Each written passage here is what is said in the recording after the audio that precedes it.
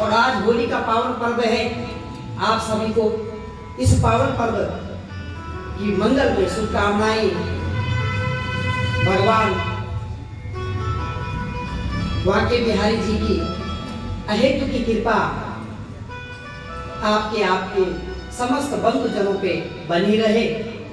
और होली का पावन पर्व आपको पता है कि पूरे भारतवर्ष में क्या पूरे विश्व में जो होली श्री धाम में होती है वो होली कहीं भी नहीं हो सकती। देखने लायक नजारा होता है मेरी बाकी बिहारी प्रभु के उस विग्रह स्वरूप को अगर एक बार देख लो तो हृदय से दूर नहीं जा सकता।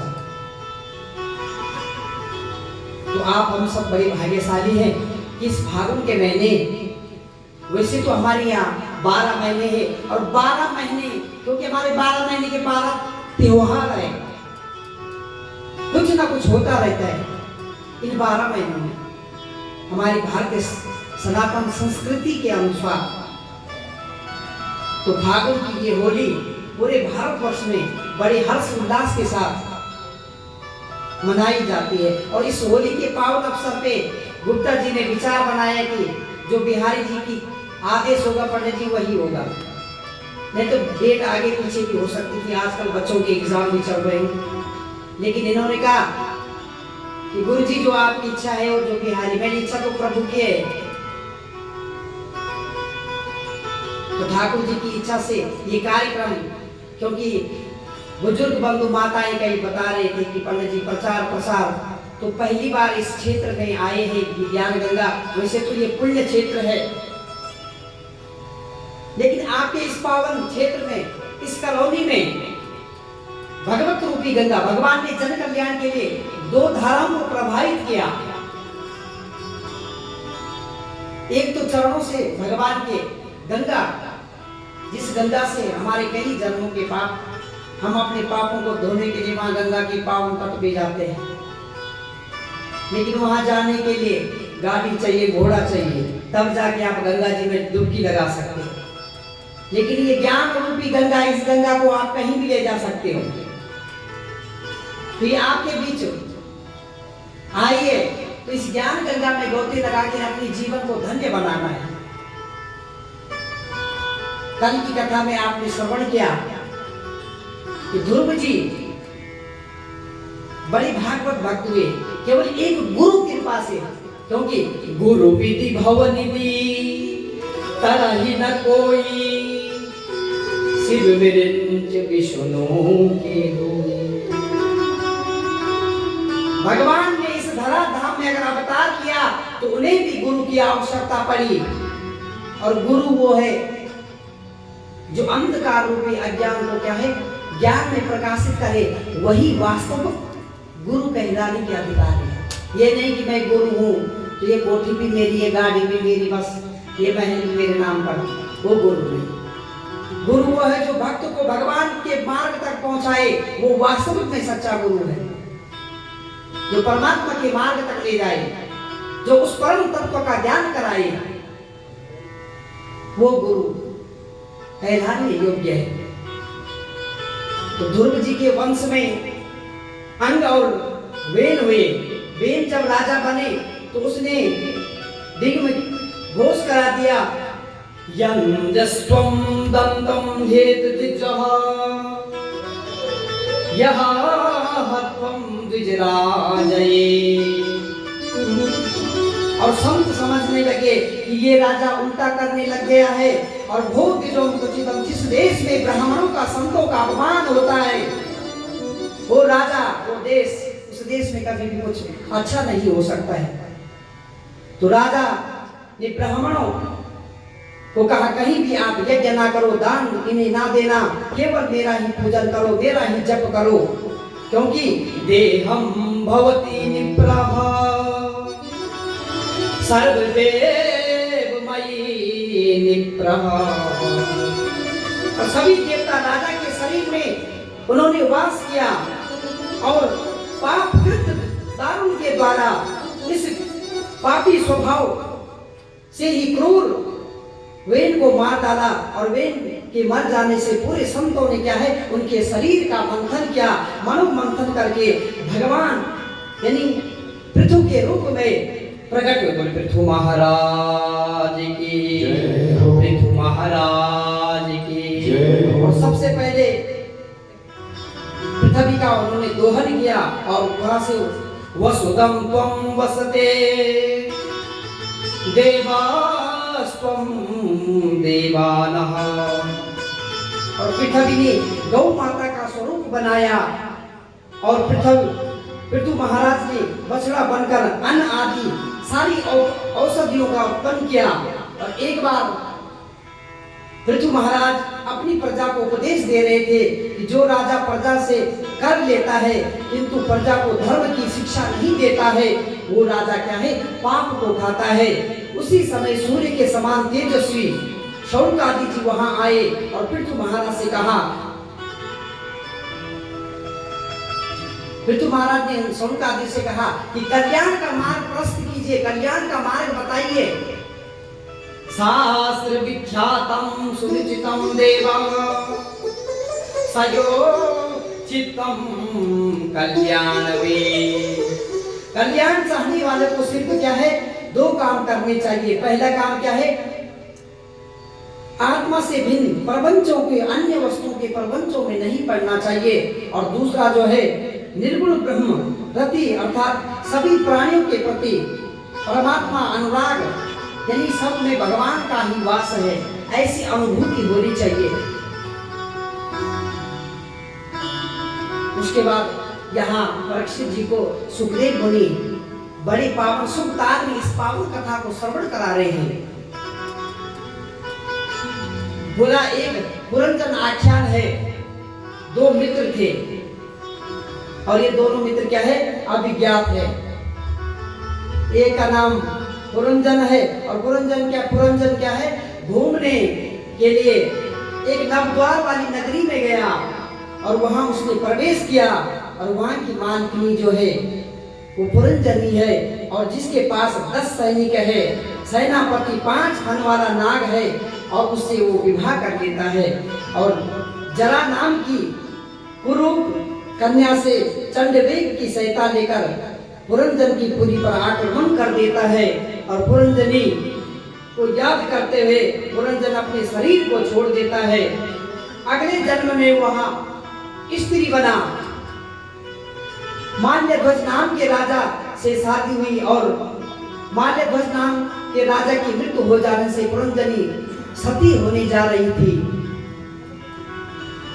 तभी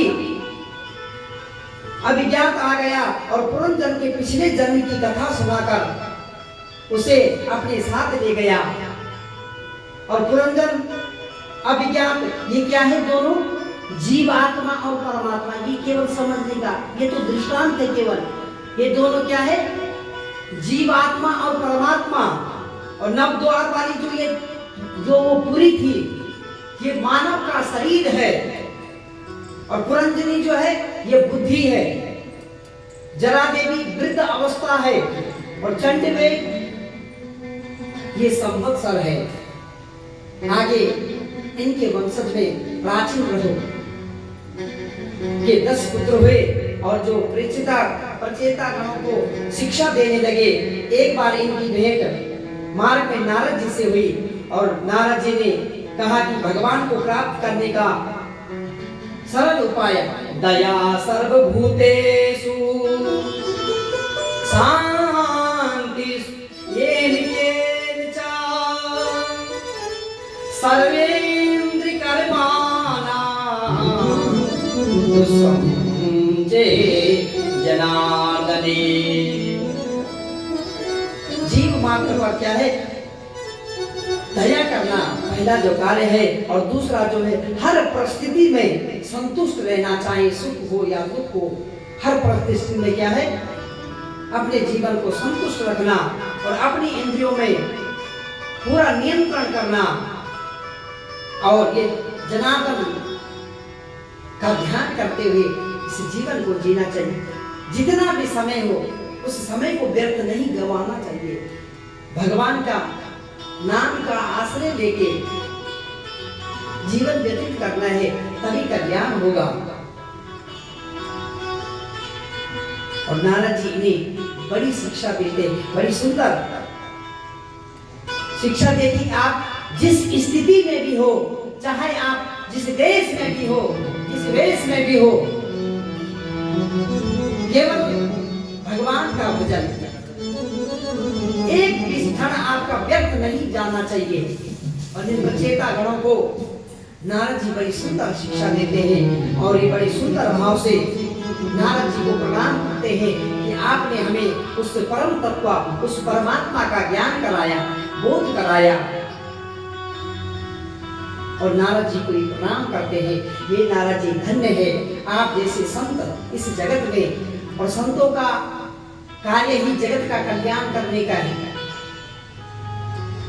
लेकिन आजकल संत की परिभाषा ही कुछ और हो गई इस कलिकाल में, क्योंकि पाखंड इतना हो गया है कि बहुत ज्यादा। तीर्थों में आप जाते तो तीर्थों की महिमा दुष्टों ने खत्म कर दी। पहले दिन की कथा में आपने सुना कि नारद जी हर जगह गए लेकिन कहीं भी शांति नहीं मिली। हर जगह संत महात्मा क्या है, पाखंड में रहते हैं। पाप का जो खंड है वही पाखंड है। तो नारद जी कहते हैं कि केवल जिस स्थिति में भी आप रहो, जिस देश में रहो, जिस आवेश में रहो, केवल भगवान का नाम सुमिरन करिए। आइए आप हम सब भी सुमिरन करें। जिस देश में, इस देश में, परदेश में रहो,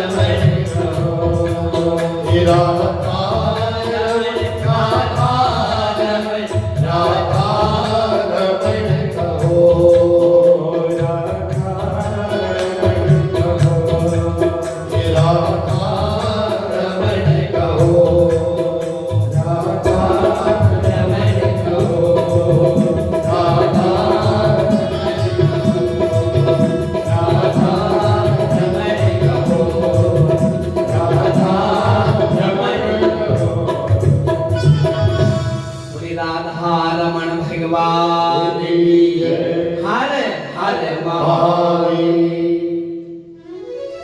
जिस भी स्थिति में आप रहो, जहां भी रहो, केवल आपका क्षण भर भी बेकार नहीं जाना चाहिए। भगवान के नाम का अगर आश्रय होगा निश्चय ही कल्याण होगा। तो नारद